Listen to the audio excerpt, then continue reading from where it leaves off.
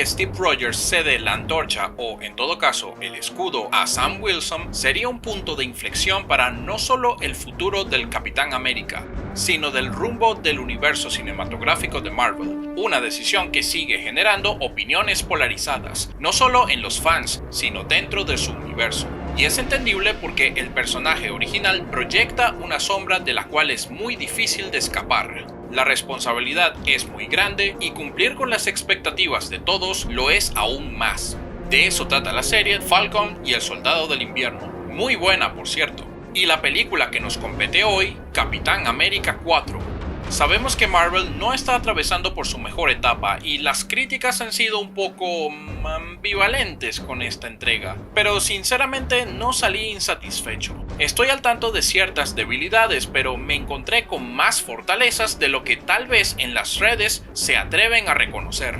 La película ofrece entretenidas escenas de acción entre combates terrenales y secuencias en CGI. Se ha discutido que la calidad de los efectos visuales ha decaído, y tal vez así sea. Particularmente no encontré nada que afectara mi experiencia, pero sí tengo que señalar lo feo que se ve cerca del final. Hay una escena que involucra a Anthony Mackie parado frente a una pantalla verde y, se los juro, un poco más y ya parece una creación de Sorman Videos. Me gusta que sostenga un tono bastante similar a las anteriores del Capitán América, generalmente serio y con cabida a algún que otro chistecito no intrusivo, lo cual es de agradecer sabiendo que a Marvel siempre se le va la olla. Conserva la dirección de thriller político que ya habíamos visto en El Soldado del Invierno, y creo que lo mezcla ingeniosamente en un ritmo equilibrado con tres elementos claves: un Sam Wilson esforzándose por ser el Capitán América que esperan todos, la llegada del General Ross al cargo de presidente de los Estados Unidos y la continuación de los eventos inconclusos del Increíble Hulk. Se aprecia enormemente que hayan dado seguimiento a esta línea argumental en lugar de la burrada que hicieron en la serie de She-Hulk. Probablemente habríamos tenido algo todavía más interesante que involucre a Abominación si Hulk tuviera una película en solitario, pero supongo que no se puede tener todo en la vida. Como decía, aquella película es esencial, así que les sugiero que vuelvan a verla para refrescar detalles. Y de paso tal vez nazcan ojos más receptivos, ya que después de mi último visionado he concluido que es una película de acción sólida, muy subestimada. Suena irreal y hasta un poco irónico que sea una película del Capitán América la que se encarga de continuar las riendas de Hulk, pero he de admitir que lo hizo más orgánicamente de lo esperado, abordando comentarios sobre el poder político y el gobierno. Para esto es crucial el papel del presidente Ross. Recordemos que antes fue interpretado por William Hurt y al fallecer Harrison Ford ocupa el puesto, sin miedo a decir que sostiene en sus hombros la película por completo. Un personaje moralmente ambiguo que puede tener un lado sensible, pero sus acciones son altamente cuestionables. Su actitud prepotente se esconde detrás de una máscara diplomática, poniendo sus intereses por encima de los de su país y las buenas relaciones internacionales. Una reflexión sobre el por qué un militar jamás debería liderar un país. Banda, siendo de Venezuela lo hemos vivido 2 veces y definitivamente no lo recomiendo. Mientras se desenvuelven estos conflictos políticos, se nos muestra a un Sam Wilson comprometido con el rol del nuevo capitán, al mismo tiempo cansado tras cada batalla, de sentir que no está a la altura de lo que todos esperan de él, pero perseverando en la búsqueda por los buenos valores, la justicia y la transparencia que representa el escudo que carga en tiempos de incertidumbre y oscuridad política. Esta representación, si bien no tan carismática como la de Steve Rogers, le añade humanidad al personaje en una línea similar a lo explorado en Falcon y el Soldado del Invierno. El líder es el villano central, uno que venía años despertándome expectativas, y las cumplieron. Un verdadero placer ver de nuevo a Tim Blake Nelson como el Dr. Samuel Stearns. Hey, curioso que el villano, el héroe y su servidor aquí se llamen Samuel, ¿eh?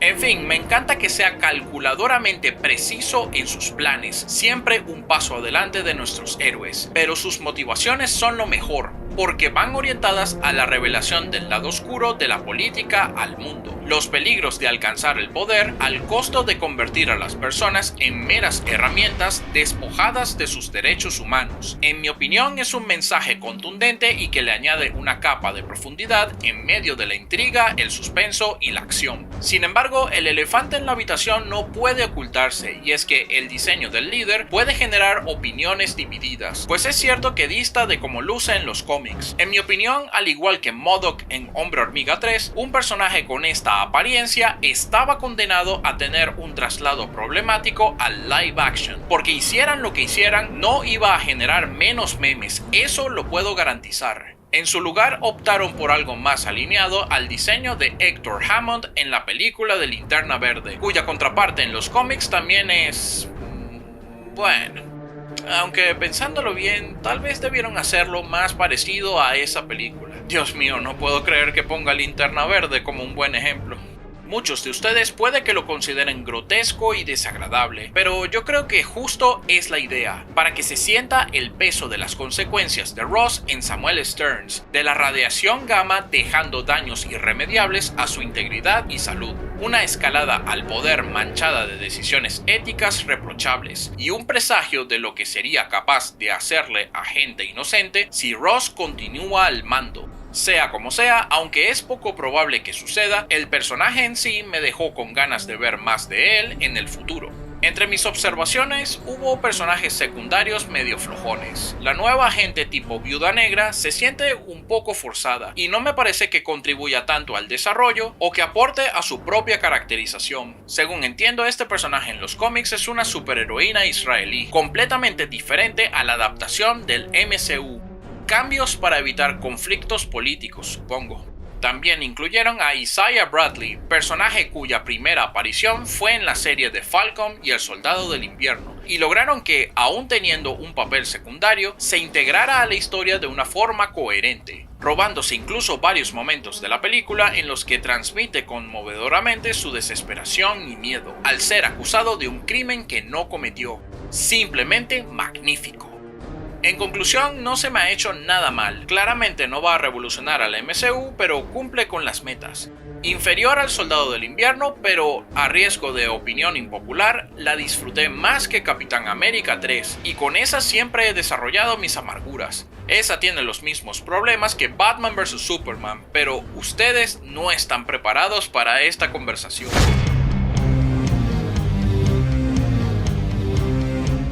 Leigh Whannell es un cineasta y guionista que se ha forjado una reputación en el género de terror con obras como la primera Saw, Insidious y hace algunos años con una modernización del Hombre Invisible, que a percepción personal fue excelente. Por ello me generaba una gran expectativa lo que me propondría para su versión del monstruo clásico de Universal, El Hombre Lobo, y he de admitir que salí satisfecho de la sala del cine porque tiene sus aciertos, pero conforme pasaba el tiempo y lo pensaba más, lo descompensa en gran parte sus debilidades. Es un poco extraña porque si bien cuece a fuego lento el suspenso, su corta duración apresura varios de sus temas y el desarrollo queda un poco escueto. Es una película que se mueve más con acciones que con diálogos, lo cual me gustó mucho porque entiende los principios básicos del cine. Muestra, no cuentes. Vamos a palpar las emociones de la familia huyendo del hombre lobo y lidiando con el padre convirtiéndose en uno a través de sus expresiones y lenguaje corporal.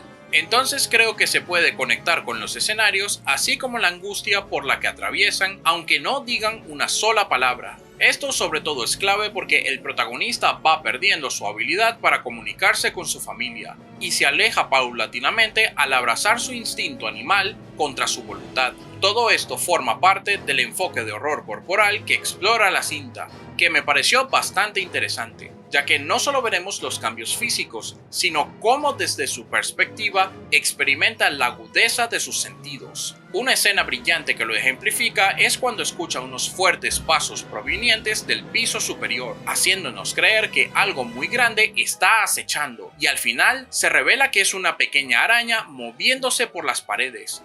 No se apura en revelar al monstruo, se toma su tiempo para generar más expectativa antes de su gran aparición, y eso es algo que se sostuvo incluso en el tráiler, donde al estilo de Alien, el octavo pasajero, siembra la curiosidad y se reserva la sorpresa.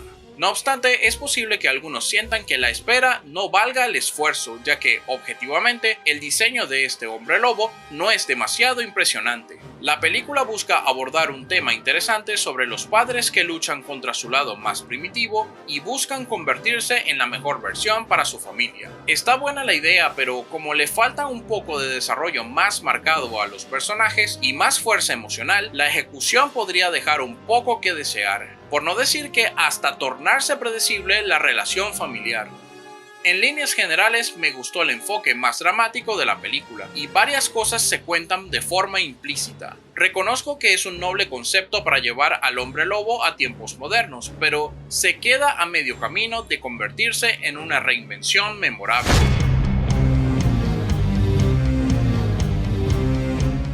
El live action de Blancanieves estaba condenado al fracaso desde antes de que las grabaciones comenzaran. Totalmente esperable, siendo que la versión original es uno de los grandes pilares que impulsaron el imperio de Disney, dejando una huella importantísima en la historia del cine y la animación. Yo mismo me considero un gran admirador de la cinta. Fue probablemente mi primer acercamiento al cine de animación cuando la vi en VHS. El pequeño Sam repitió tantas veces la cinta que con un pirulín en la boca declaró "Absolute Cinema". Lo que Walt Disney y todo su equipo lograron en 1937 es impresionante considerando las limitaciones técnicas de la época. Su animación tan fluida, tan llena de vida y emoción, no tiene absolutamente nada que envidiar a producciones modernas. Es magia pura.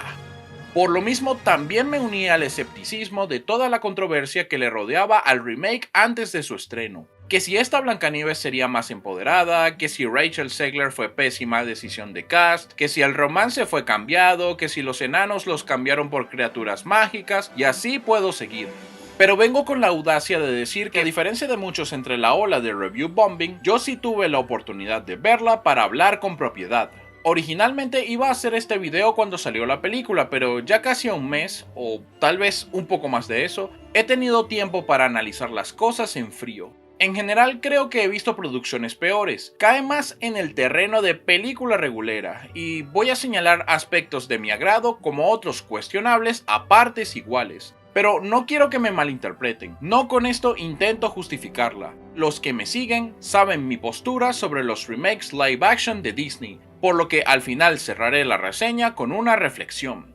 Tras las declaraciones de Rachel Zegler sobre hacer a Blancanieves una líder para el pueblo, dudas severas me invadieron. Y con justa razón, dado a la constante búsqueda actual de empoderar a personajes femeninos, muchas veces con la intención de restarle valor a sus contrapartes masculinas. Cabe destacar que este concepto de inspirar y guiar al pueblo que se rebela contra la tiranía ya se había explorado en Blancanieves y el Cazador. Aunque honestamente nunca me gustó ese planteamiento y mucho menos me iba a gustar aquí si lo repetían. Pero para mi sorpresa presentaron a una Blancanieves cuya personalidad se alinea más con lo que conocemos de la película animada. En lugar de mostrarse agresiva o constantemente impositiva, desborda la dulzura que la caracteriza y que esperaríamos del personaje. La presencia de la naturaleza y los animales acompaña la pureza del personaje, algo icónico de la Blancanieves original, y me gustó que siempre buscaran reforzarlo. De hecho, por más cursi que suene, el gran enfrentamiento final contra la reina consistió en inspirar a los citadinos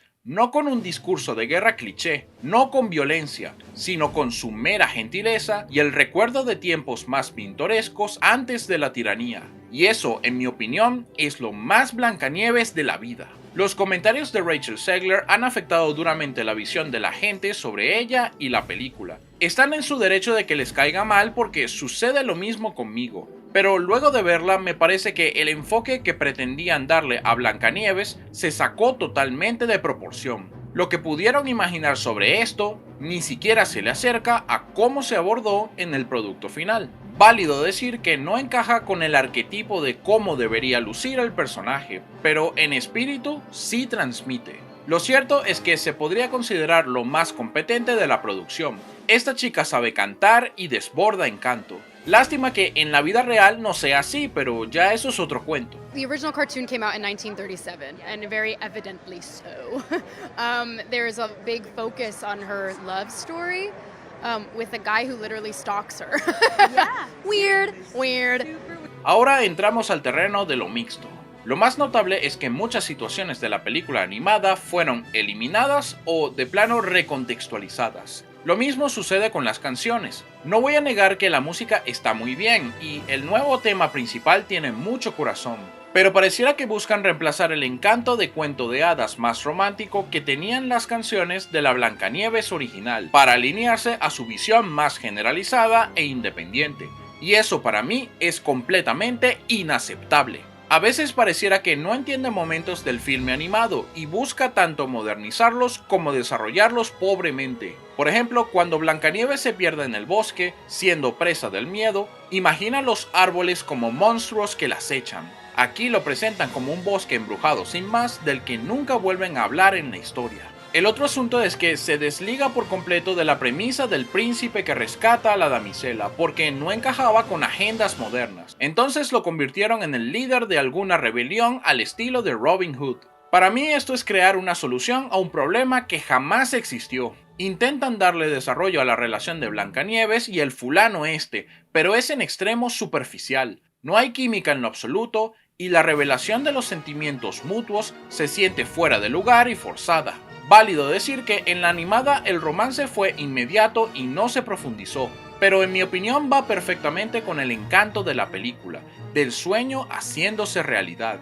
Es muy clásico de los cuentos de hadas, y el que vean esto como una debilidad sin tomar en cuenta la visión de la época es, vulgarmente expresado, mear fuera del perol. Y no sé qué pretendían hacer con los padres de Blancanieves. Todo parecía indicar que iba a haber un giro o que sería una pieza que no se había explorado antes y al final es puro humo. De cierta forma parece que el filme busca su propia identidad, al mismo tiempo de generar un aire familiar, conocido, pero se queda a medio camino. La verdad es que para eso habría tenido más sentido experimentar con una nueva propiedad intelectual en lugar de alterar características ya establecidas. Mucho se ha discutido que la reina malvada de Gal Gadot es lo peor de la cinta casi de forma unánime. Yo voy a ir un poco en contra de la corriente, sabiendo que no voy a ganar, pero de manera no irónica disfruté la representación del personaje. Los manierismos exagerados, la presencia del vestuario, el gran número musical especial que hicieron para ella, todo esto le da presencia del villano clásico de Disney que goza siendo malvado.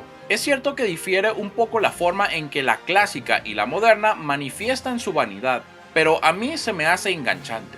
En la reseña de Jeremy Jans, llegó a comparar a Gal Gadot con la hiedra venenosa de Uma Thurman en Batman y Robin, en cuanto al estilo que tomaron para sus respectivas interpretaciones. Y es totalmente acertada porque tienen algo en común. Ambas se consideran lo peor de sus respectivas películas, mientras que a nivel personal me parecen el aspecto más divertido. Reconozco el consenso general, pero no creo que se acerque a lo más flojo que tiene esta producción. Aunque este comentario podría envejecer mal de aquí a unos años, así que solo el tiempo lo dirá.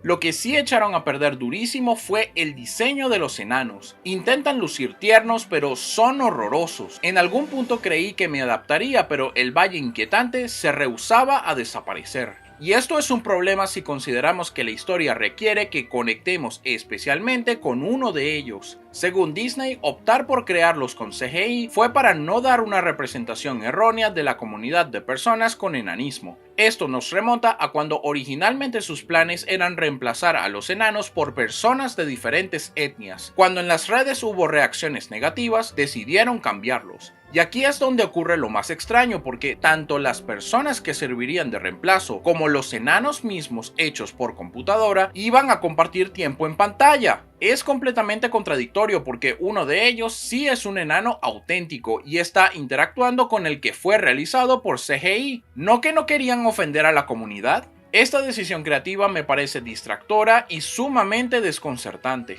Reitero que no salí del cine odiándola, pero sus debilidades son ineludibles. Gastar cifras cercanas a los $300 millones para terminar ofreciendo un producto mediocre es lo equivalente a prenderle fuego a una montaña de dinero. Mínimo tenía que ser una obra respetuosa a la original, y le faltó mucho para hacerlo. Llevar una de sus obras pilares a la tendencia de los remakes, sin entender por qué fue tan grande y los impulsó a la cima, es la razón por la que este filme fue un fracaso rotundo.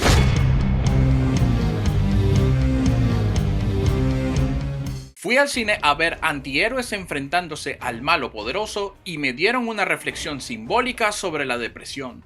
Y no es una broma. Mucho se puede decir de las decisiones creativas del universo cinematográfico de Marvel en la actualidad, pero con Thunderbolts demostraron que, a pesar de los años, no se les ha olvidado cómo hacer funcionar un grupo de individuos con habilidades excepcionales.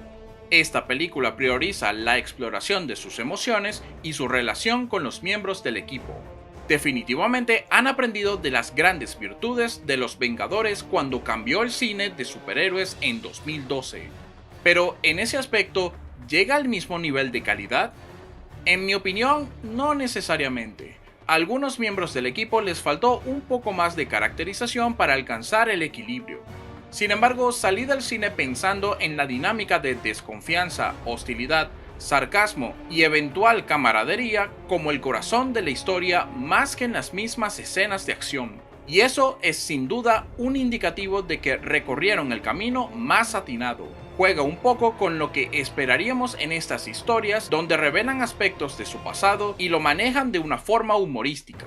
Queda a discusión si la comedia es pertinente en algunas situaciones, pero yo creo que está presentada en las dosis correctas, y dada a la premisa de constantes roces entre los Thunderbolts, le viene como anillo al dedo.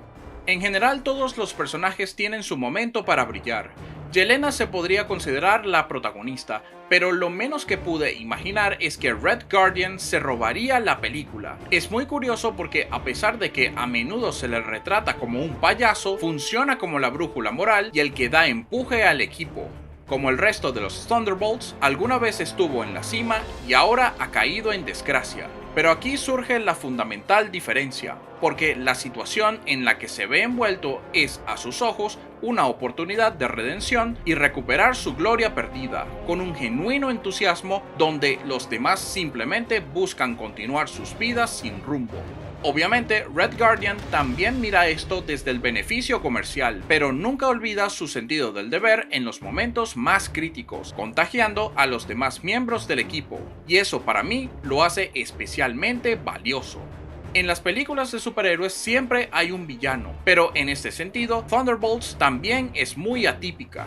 Existe un antagonismo por parte de Valentina de Fontaine, pero yo sentí que la historia quiere escapar de esos tropos para adentrarse en temas como la depresión, el lado oscuro que llevamos todos y aprender a pedir ayuda cuando tocamos fondo. Todo esto se logra a través del nuevo héroe, Sentry, el considerado más poderoso de todo el universo Marvel, pero que constantemente debe lidiar con la fuerza tenebrosa que reside dentro de él, el vacío o The Void.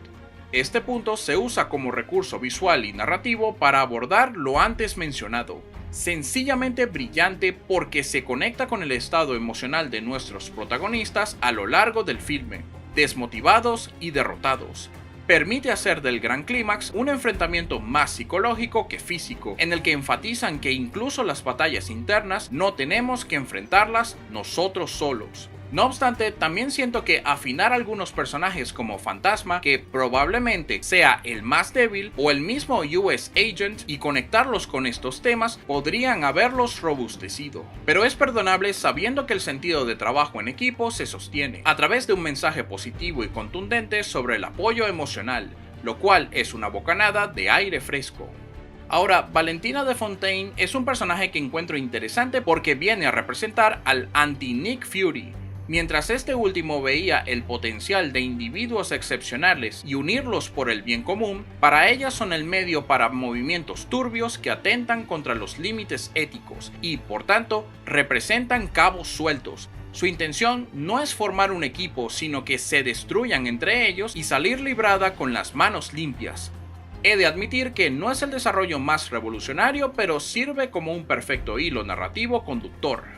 Pasando a observaciones menores, cuando vi que Taskmaster sería parte del equipo, me pregunté si Olga Kurilenko volvería para el papel, pero con la mentalidad de que pudieran reemplazarla fácilmente porque es un personaje casi siempre oculto tras una máscara. Para mi sorpresa, había regresado incluso para un papel tan pequeño, Y ahí es donde mi alegría se disipó porque a Taskmaster le hicieron un Slipknot. ¿Que no saben quién es Slipknot? Exactamente, un personaje tan X en la infame Escuadrón Suicida del 2016 que tiene el deshonor de morir primero.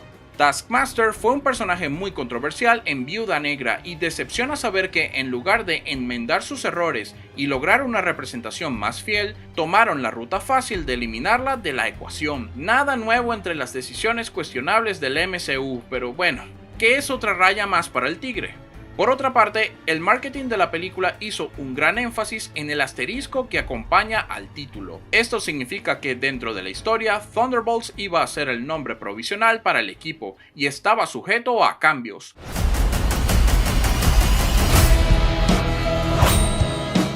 Lo cual es exactamente lo que sucede cuando son oficialmente bautizados como los nuevos Vengadores. Esto es algo que me trae sentimientos encontrados, primero porque aunque conectamos con los personajes en el largometraje, se siente muy apresurado. Pero bueno, también es probable que sea la intención, ya que juegan con las reacciones mixtas del mundo ante su revelación como los nuevos héroes de la Tierra. Y segundo, esta agrupación es mucho menos variada. Tenemos literalmente 3 copias del Capitán América. La variación en el panorama sería Sentry, la mejor adición a mi parecer, y aprecio que lo hayan dejado vivo, pues significa que hay planes para él a futuro. Pero en fin, ya veremos qué impacto tendrán en subsecuentes entregas. Por último, la escena postcréditos parece confirmar una teoría entre fans sobre los 4 fantásticos viéndose obligados a viajar desde su universo hasta el MCU por los eventos que en la próxima película a estrenar van a desenvolverse. Esto me despierta mucho interés, así que esperaremos con entusiasmo. Concluyendo aquí, Thunderbolts toma lo mejor de sus hermanas mayores de agrupaciones superheroicas y lo plasma con cariño al darle importancia a la relación entre personajes y la conexión con la audiencia. Sin dudas, les va a recordar a los inicios del universo Marvel en sus años más brillantes.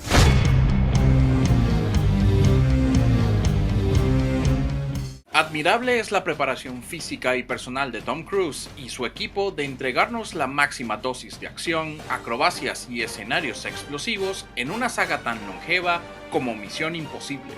Sin embargo, desde cierto punto en adelante, toda propiedad intelectual comienza a luchar por sostener la consistencia de calidad y empiezan a notarse las costuras. Las aventuras de Ethan Hunt, y especialmente la de Sentencia Final, no son la excepción. Ahora vamos a aclarar que lo mínimo que esperaríamos, como la acción, las peleas cuerpo a cuerpo, persecuciones y escenarios que hacen honor al título que caracteriza a la saga, garantizan un entretenimiento más que decente. Bastante en las líneas del anterior, las decisiones de los personajes tienen más peso y se sienten consecuencias reales en las que se ve afectado directamente el equipo de Ethan Hunt. Fue muy acertado que establecieran una conexión con películas pasadas de la franquicia para darle un feeling de que todo nos ha conducido a este momento decisivo. Sobre todo la primera entrega, que es con la que establece la mayor relación, e incluye el retorno de un personaje secundario cuyo papel es crucial en el desarrollo de Sentencia Final. Esto lo encontré satisfactorio, pues Misión Imposible 1 siempre se ha posicionado en el primer lugar de mi top personal de la saga. Además, fue muy interesante el mensaje subyacente de la sociedad venerando a la inteligencia artificial, conocida como la entidad. Con los avances tecnológicos que hemos experimentado con asistentes virtuales conversacionales, generación de imágenes o voces, integrándose con mayor normalidad en nuestro día a día, no es del todo descabellado el planteamiento. El gran problema de Misión Imposible, que su desarrollo pudo pulirse muchísimo más. El ritmo sangra durante el primer tramo. Entiendo que hay que establecer las reglas del juego, pero es demasiada preparación para que Ethan Hunt por fin comience su búsqueda dentro del submarino. Todos sabíamos desde la anterior película que este era el gran evento ineludible, pero el que se tarde hasta lo que parece ser 1 hora y 20 minutos, aunque podría ser menos que eso, es sencillamente excesivo. Porque no solamente basta con ello, sino que también usan bastante de este tiempo para exponer información que ya deberíamos manejar a estas alturas de la vida, porque fue explicada en la anterior Misión Imposible. Y ojo, una buena narrativa establece muy claramente los puntos que están por desarrollarse, pero debían hacer un refrescamiento más generalizado, porque tantos detalles podrían sentirse un poco abrumadores y al mismo tiempo redundantes. Pareciera que esta vez los guionistas no confiaron en que la audiencia fuera a retener lo esencial para entender Sentencia Final. Tampoco le ayuda el abuso de flashbacks, que a percepción personal en varios momentos se sentían más intrusivos que complementarios. Afortunadamente, luego de eso, la historia comienza a enderezarse. Aunque la escena del submarino no ha tenido tanta prominencia en el marketing como la del avión, contra mis pronósticos sí se mantuvo a la altura de las situaciones de peligro y suspenso que caracterizan a las misiones de Ethan Hunt. Como señalé antes, el entretenimiento que buscamos lo cumple sin dudas, pero la historia continúa demostrando varias deficiencias. El villano Gabriel fue establecido desde la anterior película como quien definió para siempre a Ethan Hunt, pero esto nunca es explorado a plenitud. Por lo mismo se esperaba que Sentencia Final profundizara en ello, especialmente tomando en cuenta su duración de casi 3 horas, pero termina acarreando el problema de su antecesora. Y hasta me atrevo a decir que ahora es peor porque Gabriel queda ausente durante una gran porción de la película, pareciendo que su único propósito es despegar la historia y no un villano central que simbolice la antítesis de Ethan Hunt como se venía anticipando. Por último, el tercer acto me trae sentimientos encontrados muy marcados. No voy a poner en duda la espectacularidad del mismo, con toda la persecución en avioneta mientras intentan desactivar una bomba. De verdad estuve al borde del asiento en varias partes y la tensión se elevaba a niveles insanos. Pero por otro lado me pareció demasiado similar al clímax de Misión Imposible 6, así que no podía dejar de pensar: eso ya se ha visto. Sospecho que Tom Cruise y su equipo estaban conscientes de que ya habían llevado a la saga a su cúspide con ese espectacular tercer acto de la sexta entrega, y que no había forma alguna de superarlo. Entonces la única opción que quedaba era replicar su punto álgido y logra alcanzar el objetivo.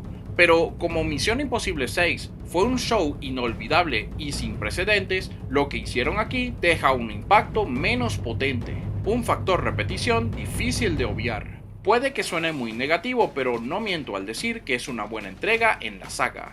Solo que le acompañan debilidades que impiden que se convierta en el gran cierre de Ethan Hunt y la película más épica del 2025 como yo esperaba que fuera. Y lo de cierre lo ponemos en comillas grandes porque deja abierta una ventana en caso de que todo salga bien en la recaudación taquillera. Tal vez si hubieran aprovechado mejor el tiempo del metraje sería más sustanciosa y tendría más resonancia. Me gustó más la anterior y la anterior a esa más que las que le siguieron. Pero podría ser peor, al menos no es Misión Imposible 2.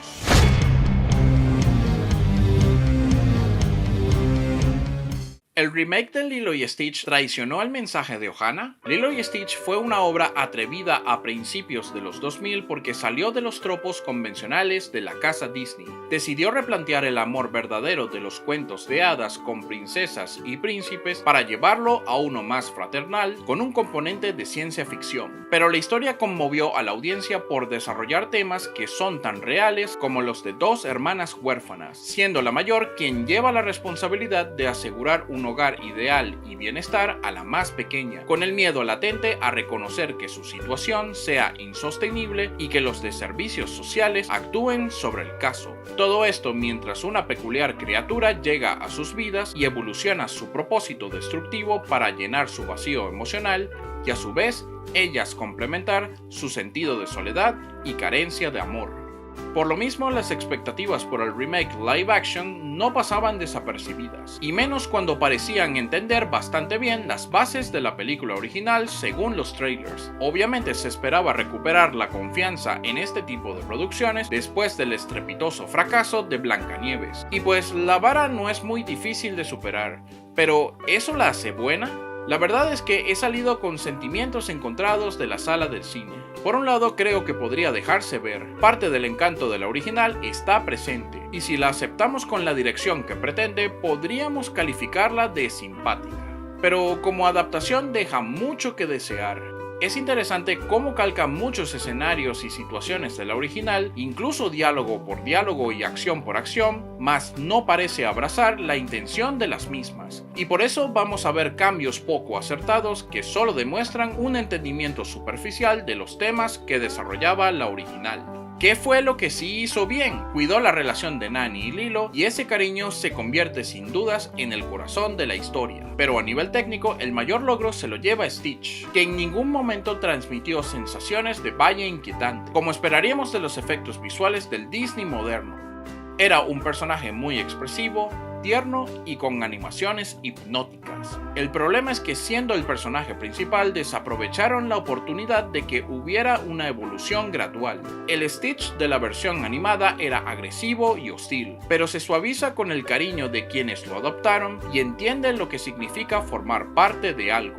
Esto era crucial en la original para convertirse en la pieza faltante de la familia de Lilo y Nani. Aquí, por otro lado, además de cambiar su personalidad destructiva a una simplemente más traviesa, este arco no es explorado en lo absoluto porque él se adapta desde el principio a este nuevo hogar. Y de hecho ni siquiera intenta escapar. En la animada, Stitch pasaba de convivir a regañadientes a una aceptación genuina. Sin esto, la película se siente como tu típica historia de perro inquieto en la que son los dueños los que tienen que aceptar a plenitud su comportamiento, en lugar del elemento recíproco de la original, y eso para mí le resta profundidad. Similar a Blancanieves, varios de los momentos que hicieron inolvidable a la original están presentes aquí, pero con un contexto cambiado o con pequeños ajustes que afectan en grande el objetivo original. La escena del Hawaiian Roller Coaster Ride puede tener la misma canción, pero ni de chiste se acerca a la magia que evocaba la animada, en la que Stitch superaba su rechazo al agua por formar parte de una familia que lo hace sentir amado y seguro. Para mí, eso tiene mayor peso emocional a que busque el agua con entusiasmo sin un crecimiento de por medio.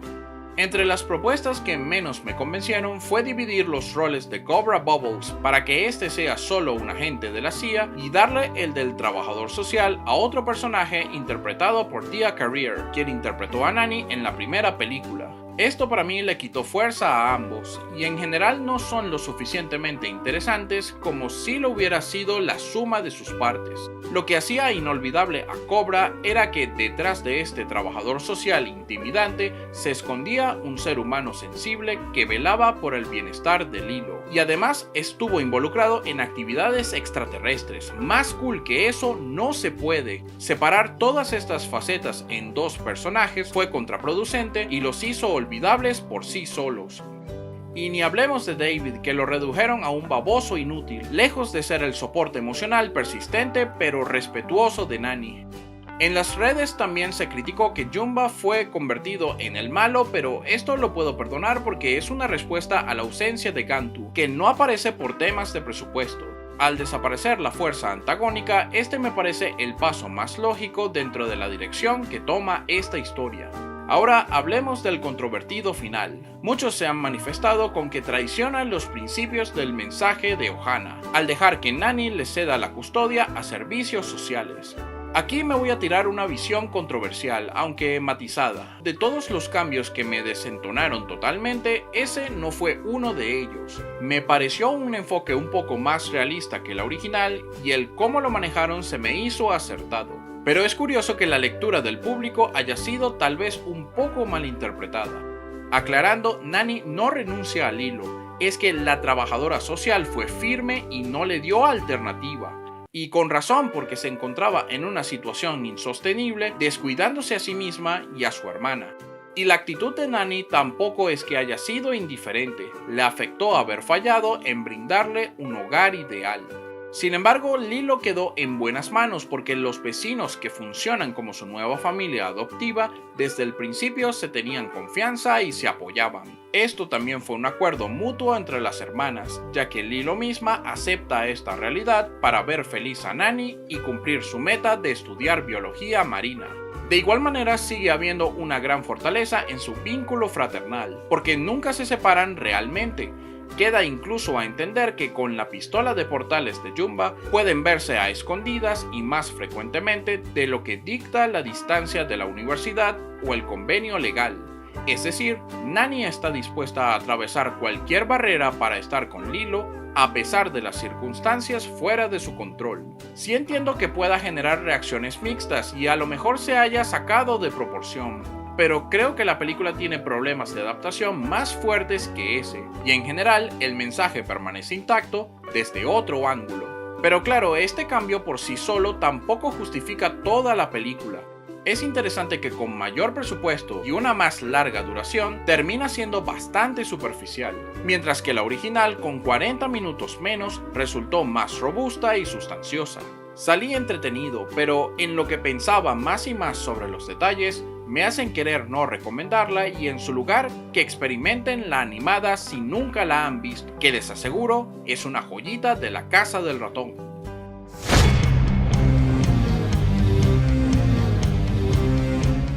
Superman de James Gunn es la película que más esperaba este 2025 y cumplió absolutamente con todas mis expectativas. Cargada de gloriosa acción que dignifica al Hombre de Acero a un punto en el que se siente como las películas animadas de DC. James Gunn celebra toda la trayectoria del último hijo de Krypton en cómics o medios audiovisuales y lo enaltece con todo lo que eso implica. Sus grandes hazañas, su espíritu comiquero, su lado más tonto, pero no menos importante, su búsqueda por la bondad. En valorar a cada ser viviente sin importar si es una ardilla, un monstruo gigante o un vendedor de perritos calientes. E inspirar en tiempos de oscuridad, enseñándonos que no necesitamos de grandes poderes para dejar una huella positiva. Sé muy bien que esto puede sonar a mucho con demasiado, pero James Gunn se las ingenia para integrarlo todo de una forma orgánica y hacer de la experiencia un tren sin frenos del que no quieres bajar. Amé por completo la caracterización de este nuevo Superman, uno que cree firmemente en hacer el bien sin restricciones políticas, que se interesa genuinamente por el bienestar de las personas en medio de sus acciones heroicas, y estas muestran su agradecimiento con gestos tan pequeños como ayudarlo a levantarse del suelo. ¿Realmente el superhéroe más fuerte lo necesita? Obviamente no, pero aquí es donde se refleja que sus hazañas han influido enormemente en la humanidad para mostrar solidaridad y apoyo. Nos presentan a un hombre que no es tan de acero como quiere sugerir su apodo. Desde luego es muy poderoso, pero no invencible. Esto es algo que brillantemente aborda la película desde el primer minuto y permite una conexión mayor con nuestro protagonista. Muchas veces vamos a verlo esforzándose demasiado contra las amenazas que enfrenta, ocasionalmente superado en fuerza, pero siempre demostrando que por más dura que sea una pelea, hay que seguir aguantando hasta ganar. Y eso es lo más Superman que vamos a tener en este 2025. La exploración de su lado más humano permite desarrollar a un protagonista que se equivoca, se cansa y se frustra, pero dispuesto a relucir su mejor actitud frente a la adversidad. Nos recuerda que siempre podemos encontrar luz en medio de los momentos más oscuros, al mismo tiempo que nosotros mismos podemos ser esa luz para otros, algo a lo que todos deberíamos aspirar.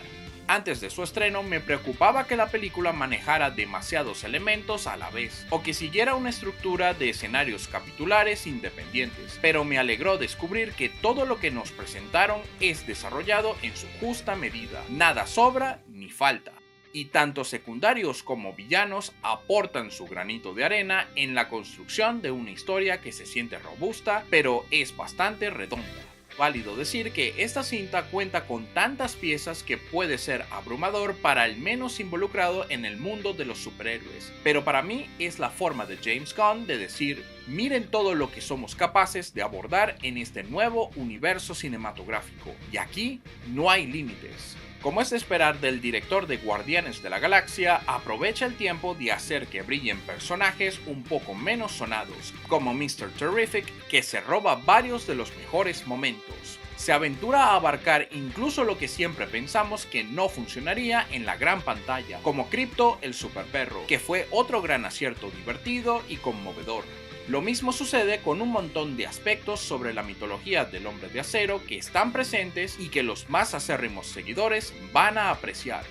Y hablando de villanos, he quedado más que satisfecho con su caracterización y papel en la historia. deja más que claro que Lex Luthor es la mente maestra detrás del conflicto contra Superman, y podemos estar frente a una de las mejores versiones, si no es que la mejor del personaje en el cine. Despreciable hasta la médula y tan comprometido a demostrar que es superior a su archienemigo, que no solo busca destruirlo físicamente, sino también en el ámbito intelectual, moral, político y de la opinión pública. Faltaba poquito para que también sacara la armadura de los cómics y se enfrentara al Hombre de Acero a puño limpio, pero no me cabe dudas que esa podría ser una posibilidad en el futuro.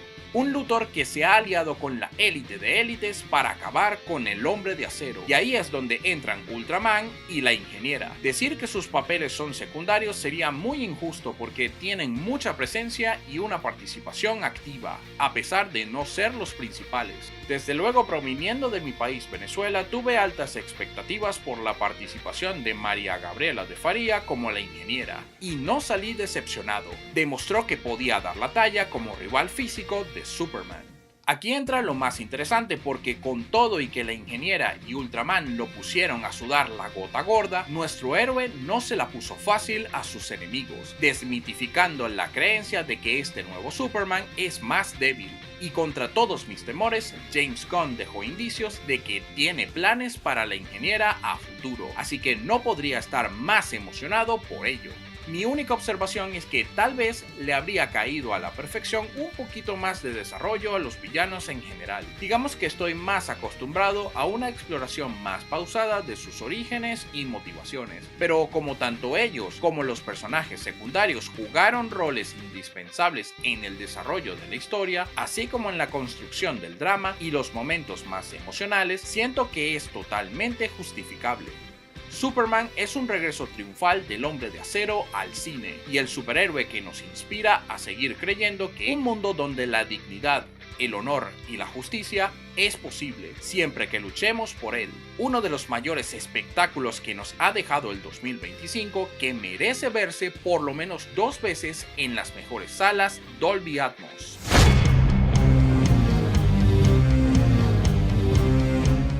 Se tardaron años, pero por fin podemos disfrutar de una película de los Cuatro Fantásticos que dignifique a la primera familia de Marvel. Primeros Pasos propone un universo retrofuturista que aprovecha al máximo la era dorada de estos héroes en los cómics, con un diseño de producción refrescante y distintivo frente a muchas otras cintas superheroicas de la casa Marvel.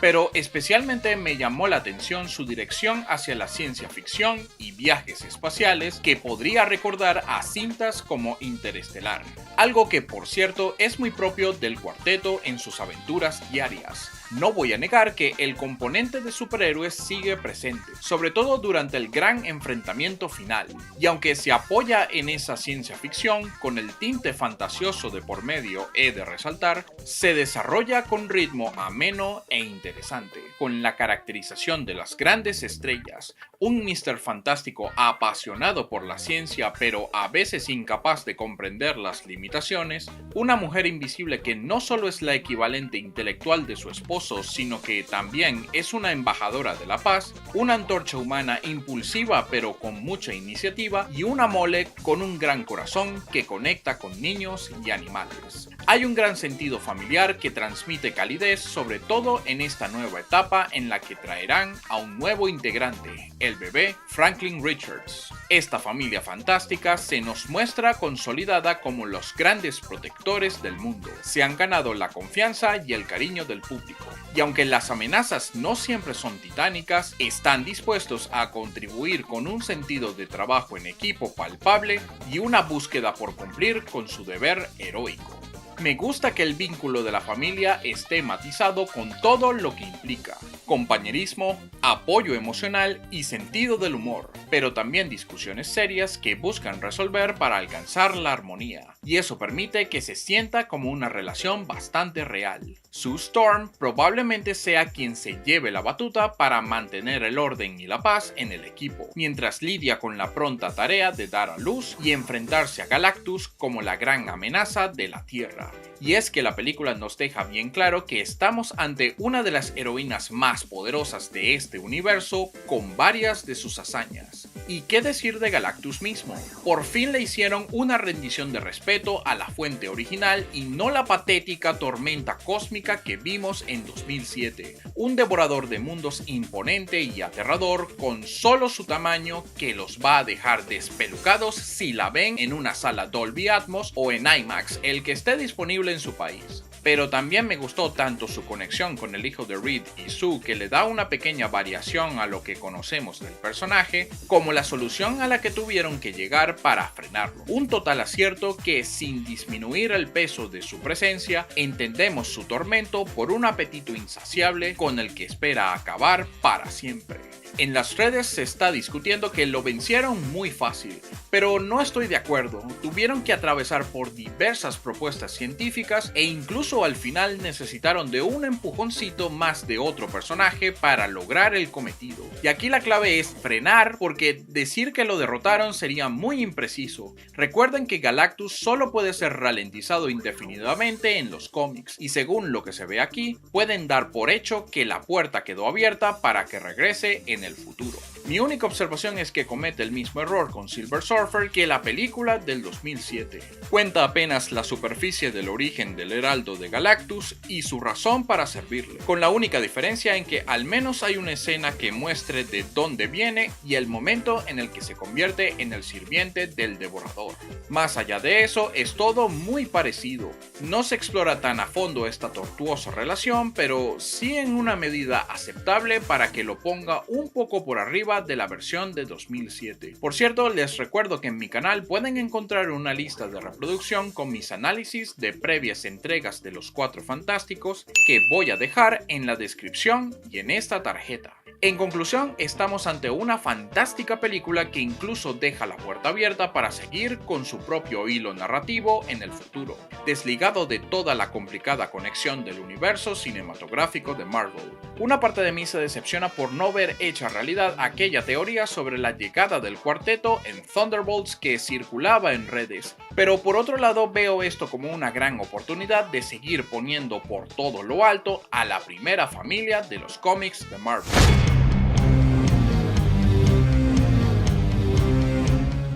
Bueno, por aquí vamos a ver la película de Nadie. Ustedes se preguntarán cuál es esta película de Nadie. ¿Cuándo salió la 2 y nunca vi la 1? Bueno, Nadie es algo así como ¿qué pasaría si John Wick se retirara y tuviera una familia, ¿no? Pero después le pega la crisis de la mediana edad y ya quiere volver a dar golpes parejos. Aquí nuestro héroe está de vacaciones. Vamos a ver qué piña le da a la gente en esta oportunidad.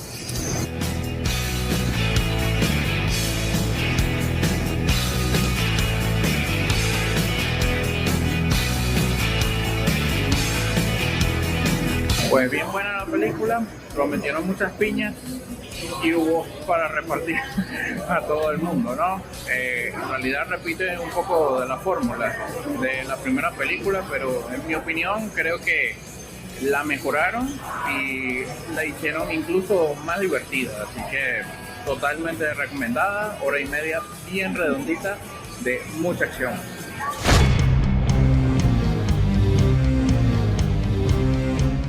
El Conjuro 4, Los Últimos Ritos, es la última de esta franquicia que inició por allá en 2013. ¿Se habrá imaginado James Wan desde ese entonces que esto se convertiría en todo un universo cinematográfico? ¿Quién sabe? Pero lo cierto es que ya con esto estamos dándole un cierre a todas las aventuras o casos sobrenaturales de la familia Warren, que tienen un componente bastante humano y diría que es como la historia más personal, lo cual pues le da cierto nivel de calidez. Significa que veremos a los Warren compartiendo en situaciones cotidianas, van a estar conversando con sus amigos y también exploraremos estos sentimientos encontrados, así como inseguridades sobre esta noticia de que su hija se va a casar con un muchacho. No saben si realmente está preparada para una situación como esta, ya que hereda estas habilidades de medium de sus padres. Me agrada esa dirección que le dieron a la película, aunque tiene muchos momentos de sustos repentinos como nos tiene acostumbrados. Pues tal vez este aspecto sobrenatural y toda esa fórmula, creo que pudieron haber logrado alguna especie de equilibrio, pudieron haber profundizado un poquito más todo este lore de los espíritus que siempre ha sido tan interesante en las anteriores. Aquí se ve como un poquito más escueto. Sí, hay una entidad malvada, pero realmente como que no sabemos tanto sobre ella, ¿no? Solo está allí para dar los sustos. Aún así, pues tiene sus momentos bien interesantes. Todo el mensaje del poder de la familia me parece Rápido y Furioso. Está muy bonito, tal vez un poco inferior a las demás, pero entretiene.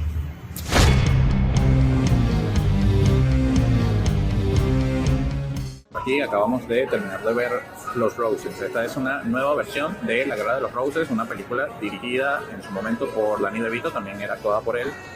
Estaba Michael Douglas y en esta oportunidad tenemos a Benedict Cumberbatch, nada más y nada menos.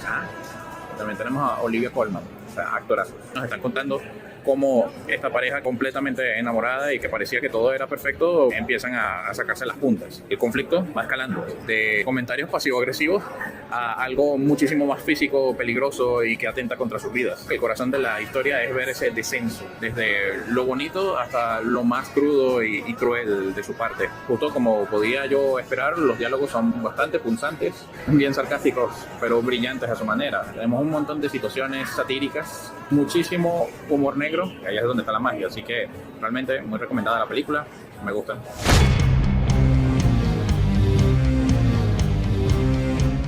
Las películas de Tron dejaron una huella imborrable en la tecnología cinematográfica.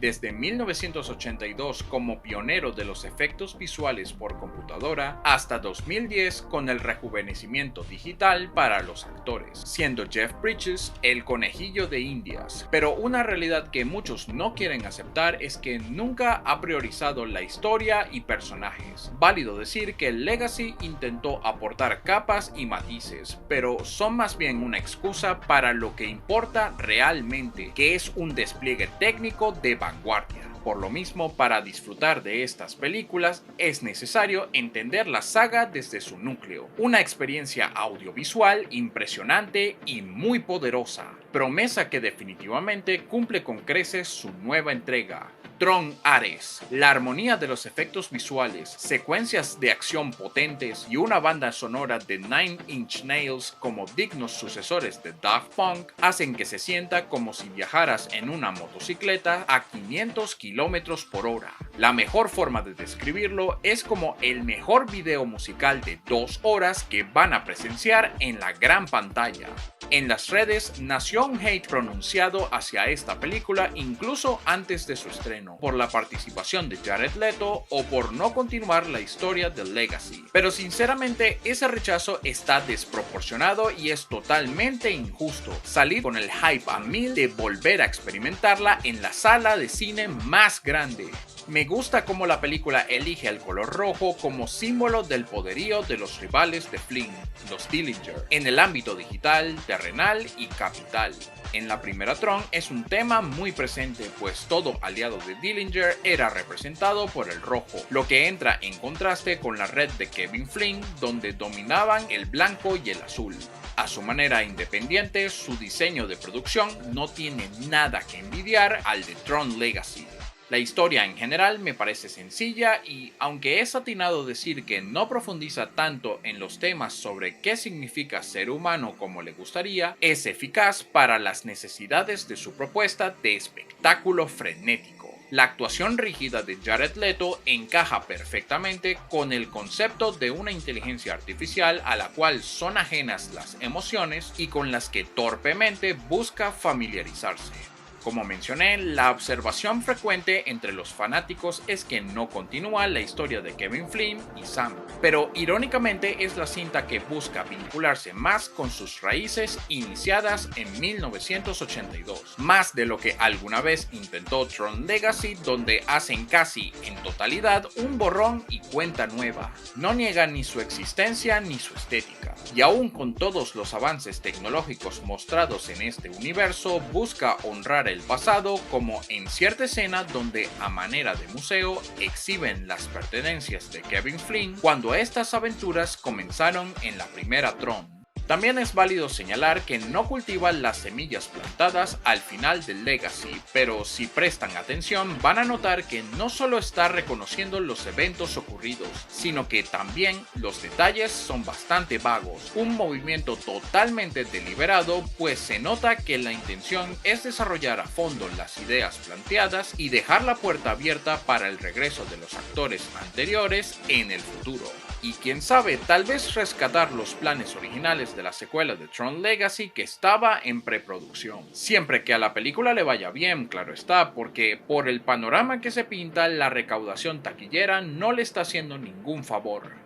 La saga de Tron siempre ha sorprendido por su capacidad de perdurar en el tiempo, y si ustedes, los admiradores de la saga, quieren que tenga un futuro y evitar una nueva hibernación de 2 décadas o más, depende de la participación activa con su asistencia a las salas. En última instancia, Tron Ares no busca redimir la franquicia con una epopeya narrativa, pero exalta la ambición técnica y la inmersión sensorial. Me arriesgo a decir que tal vez la disfruté un poco más que Legacy y no creí que eso fuera posible. Verla en IMAX es la única forma correcta de disfrutarla. Y si en su país no ha llegado esta tecnología, la mejor opción son las salas Dolby Atmos. Es un triunfo audiovisual que merece ser experimentado, no en una pantalla de teléfono, no desde los hogares, sino en la pantalla más grande y el sonido más potente disponible.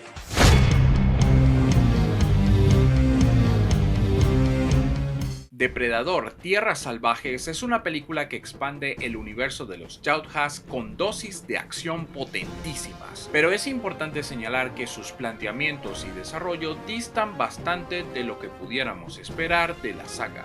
No se preocupen porque no es un bochorno a nivel de El Depredador de 2018. No, God! No, God, please, no! ¡No! Pero definitivamente será más fácil disfrutarla si abrazamos por completo la propuesta como fue en mi caso. Nos están presentando algunos matices importantes sin que pierda fuerza la acción. La innovación más notable es que el protagonista ya no es humano, sino un Yautja llamado Dek. Y a diferencia de sus predecesores, la aventura se convierte en una búsqueda por alcanzar el honor en su clan y descubrir su propio valor. Dek es la definición más acertada de capaz pero inexperto. Un equilibrio más que sólido para verlo enfrentarse a las criaturas y rivales más peligrosos con la rudeza que caracteriza a los depredadores, pero dándole espacio para explorar vulnerabilidades. Esto último se apoya especialmente en la decisión de dejar su rostro al descubierto para que podamos conectar con sus expresiones faciales. La magia está en los ojos. The eyes, chico, they never lie. Vamos a apreciar su ira y determinación, pero también sus temores, frustración e incluso tristeza. Se puede decir que es un depredador un poco más sentimental, sobre todo si partimos de una historia de hermandad y lealtad que hace paralelismos con el viaje personal pero cruzado de Tia y Tessa, interpretadas por Elle Fanning, dos sintéticas que quieren capturar el mismo monstruo que Dek. Para los conservadores de la saga es probable que esto vaya a chocar con su experiencia, y es totalmente comprensible, pero también pensemos que si no se exploran nuevas facetas como esta, la saga iba a quedarse estancada con la misma premisa para siempre. Entre los vínculos emocionales que Dek va formando con la sintética Tia y otra criatura que es más importante de lo que parece, nuestro protagonista evoluciona y redefine su concepto del cazador alfa como asesino despiadado, regido por la ley del más fuerte, al del protector de su propio clan. Va en líneas de fórmulas que ya hemos visto más recientemente, como con el mandaloriano Din Djarin y Grogu. Esto último podría ser bastante ambivalente para algunos, y admito que mientras más lo pensaba, es una dirección extraña para lo que ha representado la saga desde el principio, pero se lo dejo pasar porque la ejecución me dejó bastante satisfecho. Cabe destacar que, sin perder la seriedad en las secuencias de acción más intensas, la historia abraza bastante ligereza en la relación entre personajes, incluso con cierto sentido del humor amigable que contrasta con la absoluta seriedad que caracterizaba a las anteriores. Nuevamente es un elemento que podría desentonar para algunos, pero a mí en lo particular no me sacó de la experiencia. Por lo menos no entra en terrenos de cringe como en El Depredador de 2018. Everything okay back there? No! También me gustó que estableciera desde el principio la conexión con la saga Alien al involucrar a la corporación Weyland-Yutani como la fuerza opositora a la misión personal de Tech. No teman porque sigue siendo una película de Depredador y no hay referencias a los xenomorfos, pero esto me levanta las esperanzas de ver a futuro un crossover de Alien y Depredador como en la que dirigió Paul W.S. Anderson, totalmente canónica. En conclusión, Depredador Tierras Salvajes se aleja de la premisa clásica de la caza, para apostar por un desarrollo más emocional en la cálida interacción entre personajes, equilibrada con la acción más potente. Explora temas como el honor, la lealtad y protección, de una forma que pudiera ser divisiva para algunos, pero abrazando por completo la propuesta está garantizada una experiencia muy satisfactoria. La saga está en excelentes manos gracias a Dan Trachtenberg y no puedo esperar a ver qué nos tiene preparados para seguir refrescando la saga en el futuro. Tal vez finalmente se cumpla mi secuela soñada con el regreso de Arnold Schwarzenegger.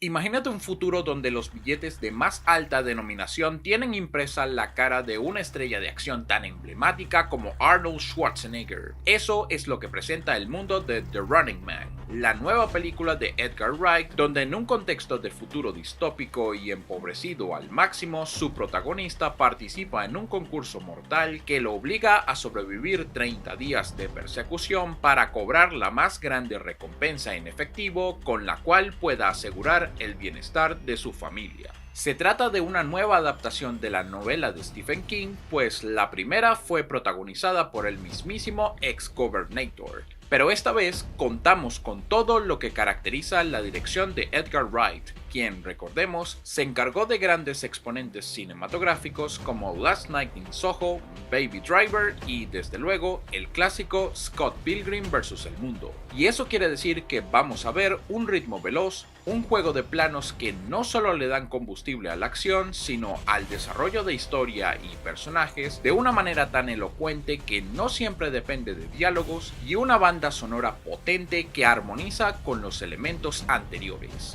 Pero el estilo no sacrifica su sustancia, y es que nos encontraremos en el transcurso con algunos comentarios sociales que aprovechan su atmósfera cyberpunk, es decir, un futuro en el pináculo de la tecnología, pero cuya sociedad está en absoluta decadencia.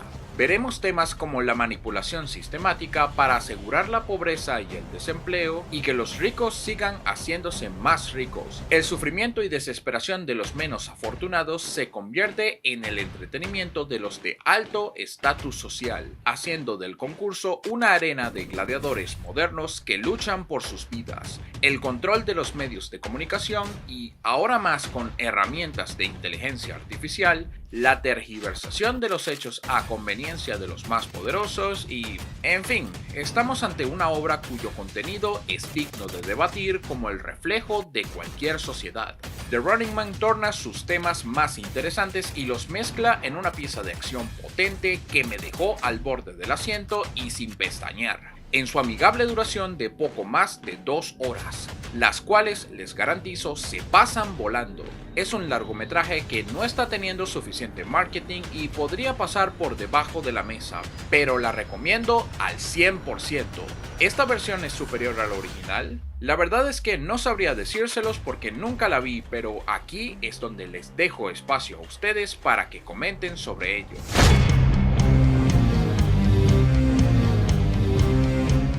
Una de las películas que más esperaba este 2025 era, curiosamente, un musical, y se trata de nada menos que Wicked for Good, la conclusión a la historia que reinventa el origen de la bruja mala y la buena, conectándose con las aventuras de Dorothy en El Mago de Oz. La primera parte de esta adaptación cinematográfica del musical, de la cual ya hablé el año pasado y cuyo video sugiero que vean, me sorprendió por la escala tan gigantesca de sus coreografías, un diseño de producción sacado del más bello cuento de hadas, pero sobre todo por el núcleo emocional tan poderoso en el viaje de Elphaba, su conflicto de autoaceptación y su amistad tan genuina con Glinda. Y esta segunda parte no se queda atrás en evocar los mismos sentimientos, sin soltar su magia tan característica. Nuevamente, a través de sus canciones poderosas y conmovedoras, nos adentraremos a un terreno más oscuro y dramático en el que seguimos explorando matices de nuestras protagonistas, sellando su destino como parte de los personajes más emblemáticos del Mago de Oz. Wicked for Good es una extensión de los temas de la primera parte, como la empatía y amor auténticos que trascienden todo prejuicio, estudiado más profundamente en un triángulo amoroso, además de la amistad que daba sustancia a la primera película. Entre colores vistosos y su fantasía también se desarrollan algunos comentarios sociales a tomar en consideración, como la opresión y silenciamiento de quienes son considerados inferiores, pero especialmente vamos a ver un mensaje potentísimo sobre la devaluación de la verdad y la razón cuando las personas son incapaces de aceptarla y en su lugar deciden aferrarse a una mentira confortable.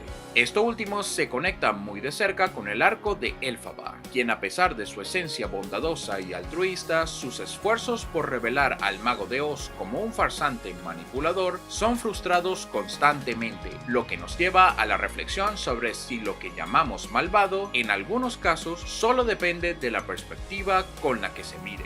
La interpretación de Cynthia Erivo en la canción No Good Deed, abrazando su inmerecida reputación como la villana del cuento, es un momento de pura catarsis que va a dejar a más de uno sin aliento. Son elementos como estos los que proporcionan a la obra cinematográfica una riqueza digna de debate, más allá del clásico enfrentamiento del bien contra el mal, muy en las líneas del enfoque de las precuelas de Star Wars. It's over, Glinda! I have the high ground!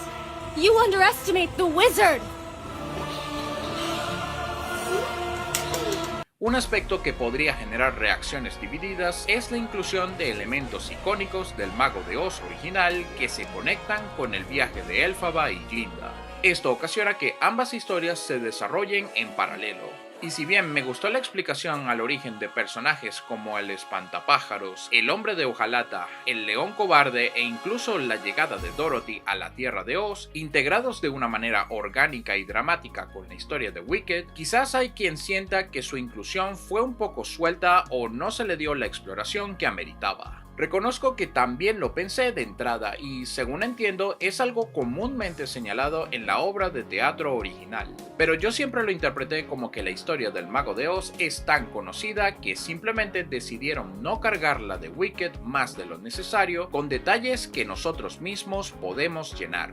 No obstante, es válido pensar que la fidelidad a la obra en este sentido le costó la oportunidad de atacar una potencial debilidad. Aclaro que esto no es algo que haya afectado mi experiencia, pero definitivamente podría ser ambivalente. Wicked for Good es una obra que me maravilló por su música y coreografía, así como su diseño de producción tan encantador, que sobre todo tocó las fibras de mi viejo grande y rojo. Potentes actuaciones de Cynthia Erivo como Elphaba y Ariana Grande como Glinda que conmueven, y no me sorprendería si vuelven a mencionarse en la temporada de premios. Sus mensajes sociales merecen ser estudiados. Si algo es fundamental para abrazar por completo su visión, es verla como parte de una historia más grande picada en dos partes y no como una simple secuela, pues una es el complemento de la otra. Su director John M. Chu nos ha entregado una historia que no solo se ve hermosa, sino que se siente hermosa, porque apelar a los sentimientos con eficacia es el sello de una magnífica dirección.